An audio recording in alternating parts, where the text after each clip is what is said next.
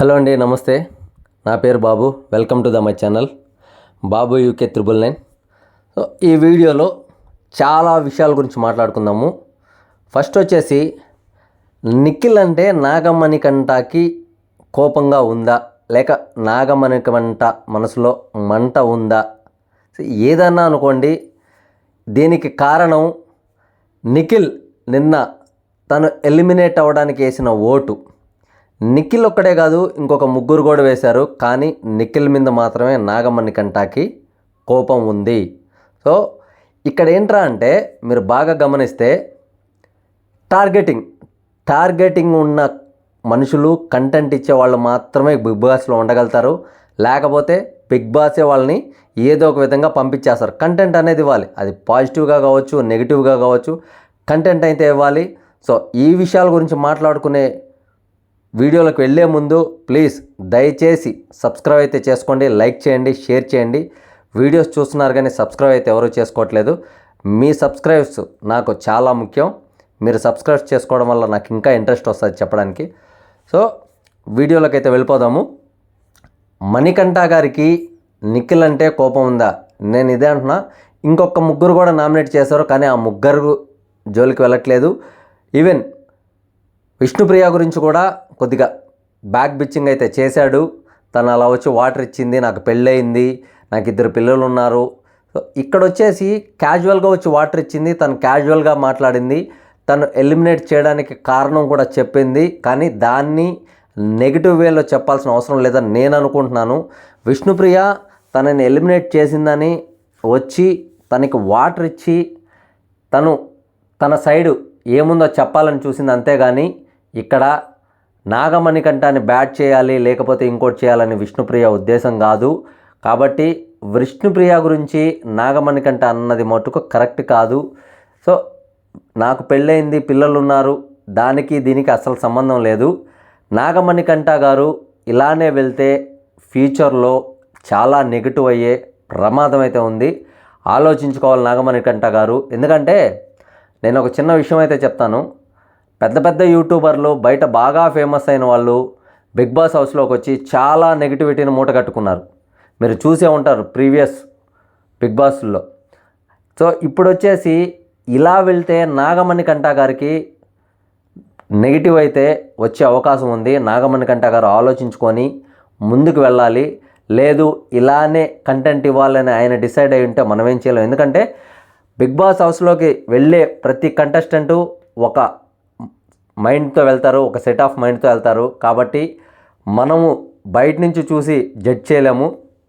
వాళ్ళు ఆల్రెడీ ఒక set of మైండ్తో వెళ్ళిపోతారు. కాబట్టి ఇలా ఉండాలి, ఇలా చేయాలని. సో వీకెండ్లో వచ్చి నాగార్జున గారు ఏమన్నా హింట్స్ ఇస్తే తప్పనిచ్చి వాళ్ళు చేంజ్ అయ్యే అవకాశం అయితే ఉండదు. కాబట్టి నాగమణికంఠ గారు ఇక్కడైతే కొద్దిగా చేంజ్ అవ్వాలని నేను అనుకుంటున్నాను. ఎందుకంటే కొద్దిగా నెగిటివ్ అయితే స్టార్ట్ అవుతుంది జనాల్లో ఇలా ఆలోచించడం వల్ల. ఈరోజు లైవ్ కావచ్చు, ఈరోజు నైట్ ఎపిసోడ్, నిన్నటి లైవ్ కావచ్చు, నిన్నటి లైవ్ కావచ్చు, నిన్నటి నైట్ ఎపిసోడ్ కావచ్చు, నైట్ ఎపిసోడ్ కావచ్చు. మొత్తం ఓవరాల్గా చూసుకున్నట్టయితే నాగమణికంఠ గారు ఎక్కడో కొద్దిగా నెగిటివ్ అయితే అవుతున్నారు. అది చూసుకోవాలి నాగమణికంఠ గారు. ఇక నిఖిల్నే టార్గెట్ చేస్తున్నాడంటే అవును, నిఖిల్నే టార్గెట్ చేస్తున్నాడు ప్రతి విషయంలో. ఎందుకురా అంటే నిఖిల్ గారు ఏది చెప్పినా నాగమణికంఠ గారికి డైజెస్ట్ అవ్వట్లేదు. అది మంచి కావచ్చు, చెడు కావచ్చు, కిచెన్ గురించి కావచ్చు, టీం మెంబర్స్ గురించి కావచ్చు, కిచెన్ ఎలా మెయింటైన్ చేయాలి, అందరం కలిసి ఇలా పనిచేయాలని ఏది చెప్పినా కూడా నాగమణికంఠ గారికి డైజెస్ట్ అవ్వట్లేదు. అలాగే పృథ్వీరాజ్ గారు ఎవరైతే ఉన్నారో పైకి ఓకే అంటున్నారు, కానీ క్రాస్ క్వశ్చన్స్ అయితే వేస్తున్నారు. పైకి మాత్రం ఓకే బ్రదర్ ఓకే అంటున్నారు, కానీ క్రాష్ క్వశ్చన్స్ వేస్తున్నారు. ఒక క్వశ్చన్ని పట్టుకొని కంటిన్యూగా లాగుతున్నారు పృథ్వీరాజ్ గారు. మీరు ఇస్తున్నారు, అది ఫెయిల్ అయితే ఏంటి, అలా ఫెయిల్ అయితే దానికి రెస్పాన్సిబిలిటీ ఎవరు? ఇప్పుడు ఒక టాస్క్ కానీ ఒక బాధ్యత కానీ అప్పగించినప్పుడు ఫెయిల్ అయితే ఎందుకు ఫెయిల్ అయ్యాయని కూర్చొని మాట్లాడుకొని దాన్ని సాల్వ్ చేసుకోవాలి. కానీ అలా జరగకముందే ఫెయిల్ అయితే నెక్స్ట్ ఆన్సర్ ఏంటి అని ఎదురు చూడడం చాలా తప్పు నా సైడ్ ఆలోచించినట్లయితే. అలాగే నిన్న కూడా వీడియోలో చెప్పాను, నైనిక సూపర్ అని. నైనిక గురించి టాస్క్లో చాలా తెలివిగా ఆడింది, చాలా గట్టి అమ్మాయి. చాలా టాస్కుల్లో అయితే మటుకు చాలా గట్టిగా పోటీ ఇస్తుంది నైనిక గారు. సో ఎందుకంటే తను డ్యాన్సరు, స్ట్రెంగ్త్ బాగా ఉంటుంది. అలా అని చెప్పేసి అమ్మాయిలని తక్కువ అంచనా వేయద్దు. చాలా స్ట్రాంగ్ కంటెస్టెంట్స్ ఉన్నారు అమ్మాయిల్లో. ఇప్పుడున్న సీజన్లో బిగ్ బాస్ 8లో అమ్మాయిల మటుకు తక్కువ అంచనా వేయద్దు, వీళ్ళు తక్కువ అని.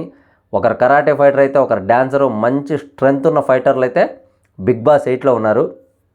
అలాగే సోనియా గారు కావాలనే టార్గెట్ అవుతున్నారంటే నాకెందుకు అవుననే అనిపిస్తుంది. ఇప్పుడు టాస్క్ జరిగింది, ఫస్ట్ థర్డ్ మీద నిలబడే టాస్కు, సెకండ్ బ్రిక్స్ పేర్చే టాస్కు, థర్డ్ వచ్చేసి ఆ ఫస్ట్ సెకండ్ చీఫ్ ఎవరైతే ఉన్నారో వాళ్ళు థర్డ్ చీఫ్ని ఎంచుకోమని వాళ్ళిద్దరికీ బిగ్ బాస్ అయితే చెప్పారు.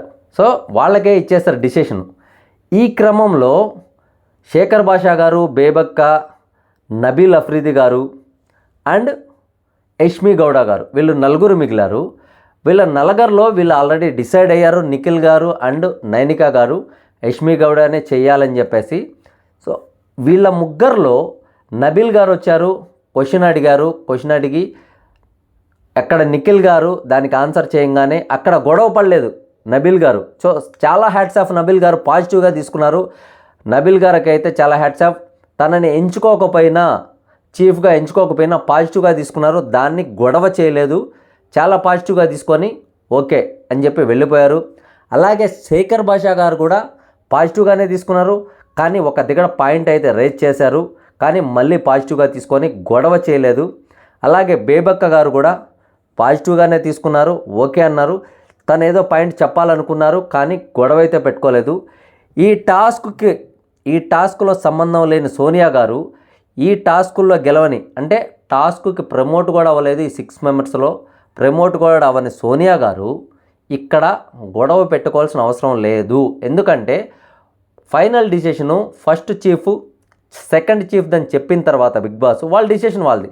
నెక్స్ట్ టైం మీకు ఛాన్స్ వచ్చినప్పుడు మీరు చూసుకోవాలి. అంటే సోనియా గారు ప్రతి దాంట్లో, ఇప్పుడు మీరు గమనించినట్టయితే బిగ్ బాస్లో లైవ్ జరుగుతున్నప్పుడు టైంపాస్ ఒక మోసంబిని తీసుకొని క్యాచ్లు పట్టుకుంటూ ఆడుతున్నారు.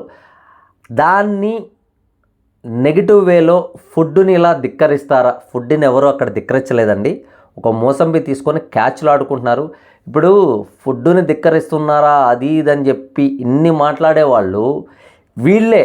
ఎక్కడ కూడా బయట ఇంత పెద్ద హోటల్లో చాలా నెగిటివ్, చాలా ఫుడ్ విషయంలో చాలా దరిద్రమైన తిండి కానీ, ఆయిల్ కానీ, నాన్ వెజ్లో కానీ, వెజ్లో కానీ చాలా అశుభ్రకరమైన వంటలు హోటల్స్లో పెడుతున్నప్పుడు అవిని సీజ్ చేసినప్పుడు వీళ్ళు ఎక్కడా నోరు తెరవలేదు.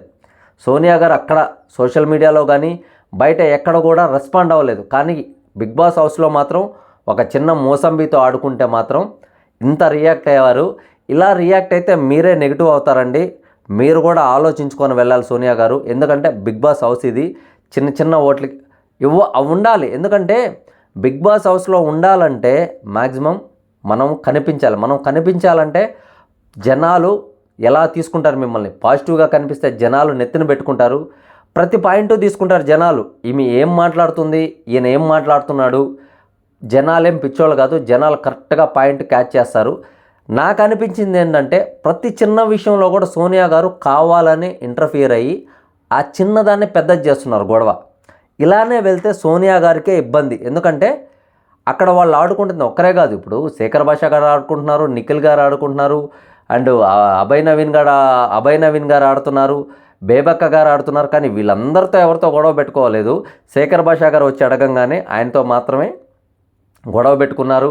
కింద పడేయండి, డ్రైనేజ్లో పడండి, ఎక్కడ పడింది అక్కడ మీరు తినండి, కానీ మనుషులు తినే దగ్గర పెట్టద్దు అంటే శేఖర్ భాషా గారు కూడా దానికి కౌంటర్ వేసి నేను తింటాను అంటే నేను పశువు అనే మాట ఉపయోగించడం చాలా తప్పు. ఎందుకంటే మనుషులు తినే దగ్గర పెట్టద్దు అనేది చాలా తప్పు. అది ఆ చిన్న విషయాన్ని పెద్ద చేయడము సోనియా గారికే నెగిటివ్ అవుతుంది. అలాగే ఇంకొకటి బేబక్క గారిని ఫుడ్ విషయంలో ఇప్పుడు ఫస్ట్ డేనే అండి 14 మెంబర్స్కి వంట వండాలి. ఆ గ్యాసు మంట ఏదైతే ఉందో చాలా చిన్నగా వస్తుంది. లైవ్లో మొత్తం చూసాం, చాలా చిన్నగా వస్తుంది. కుక్ అవ్వడానికి టైం పడుతుంది. ఇక్కడ ఎందరితో జెల్ అవ్వాలి, ఫస్ట్ రోజే కాబట్టి ఇవన్నీ చూసుకోవాలి కాబట్టి కొద్దిగా టైం పడుతుంది. అంతలోనే మనం రియాక్ట్ అయిపోయి 14 మంది ఉన్నారు, టాస్క్ జరగాలి, టాస్క్ జరిగే టైం కంటే ముందు ఫుడ్ అవ్వకపోతే ఎలా, రెస్పాన్సిబిలిటీ తీసుకునేటప్పుడు ఇవన్నీ ఆలోచించుకోవాలి. 14 మందికి వండకపోతే 14 మందికి వండాలంటే చిన్న మాట కాదు. ఇప్పుడు మీరందరూ కూడా మీ ఇళ్లలో ఎవ్వరు కూడా మీ హౌస్లో ఇన్ని మందికి వంట చేసేవాళ్ళు కాదు. మీరు బిగ్ బాస్ హౌస్లోకి వచ్చిన తర్వాత ఇది కంపల్సరీ చేయాలి. మీరే ఎన్నుకున్నారు. ఫస్టే మీరు వంటగదిలో చికెన్లో ఎవరైతే ఉంటారో వాళ్ళని ఎన్నుకునేటప్పుడు ఫస్టే మాట్లాడుకున్నారు. చిన్నవి ఏవైనా అయితే యుగోకి వెళ్ళి కోప్పడద్దు, మాట్లాడి క్లారిఫై చేసుకుందామని అందరూ అనుకున్న తర్వాత ఇప్పుడు వండలేదు, టైంకి ఫుడ్ అవ్వలేదు 14 మంది అని ఇది రైజ్ చేయడం కరెక్ట్ కాదని నాకు అనిపిస్తుంది. ఎందుకంటే ఈ ప్రతి చిన్న పాయింట్లకి రైజ్ అయిపోయి ఆ పాయింట్లను తీసుకొస్తే జనాల్లోకి నెగిటివ్గా వెళ్తారు. మీరే సోనియా గారు ఆలోచించుకోండి. ఎందుకంటే ముందుకు వెళ్ళాలంటే కొద్దిగా పాజిటివ్ వేలో వెళ్ళాలి. ఇలా వెళ్తే కొద్దిగా జనాల్లో నెగిటివ్ అయ్యే ప్రమాదం అయితే ఉంది. సోనియా గారు ఆలోచించుకొని అయితే వెళ్ళాలి. అలాగే ఆదిత్య ఓం గారు నాకు ఎక్కడా కనిపించట్లేదండి. ఆదిత్య ఓం గారు స్టేజ్ మీద చాలా చెప్పారు, ఇలా ఉండాలి, అలా చేయాలి, అది ఇది అని. సో చాలా డీసెంట్గా సైలెంట్గా. సో ఆదిత్య ఓం గారి ఆయన పర్సనాలిటీనే అంతా, లేకపోతే బిగ్ బాస్ హౌస్లో ఉండడానికి ఇలా ఉంటున్నారు అనేది ముందు చెప్పగలుగుతాం. ఎందుకంటే ఒక్క రోజులోనే ఏ మనిషిని జడ్జ్ చేయలేము. ఆదిత్య ఓం గారి పర్సనాలిటీ ఏంటి అనేది వెంటనే జడ్జ్ చేయలేము. కాబట్టి 1 డేనే అయింది కాబట్టి ఆయన పర్సనాలిటీనే ఇంత, లేకపోతే బిగ్ బాస్ హౌస్లో ఉండడానికి ఇలా ఉంటున్నారు అనేది ఒక 1 వీక్ గడిస్తే కానీ చెప్పలేము. ఆదిత్య ఓం గారు ఇంకా ఓపెన్ అవ్వలేదు. అలాగే కిరాక్ సీత గారు ఏంటో ఆమె ఉందా లేదా? ఎందుకంటే స్టేజ్ మీద చాలా చెప్పారు, ఆమె లైఫ్లో జరిగినట్టు కానీ ఆమె ప్రాబ్లమ్స్ కానీ. ఇది బిగ్ బాస్ అనేది ఒక ఆపర్చునిటీ.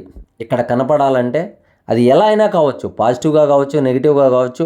మనం కనపడాలంటే పాయింట్ రేస్ చేయాలి. లేదు మనం సైలెంట్గా ఉంటే అసలు కనపడం.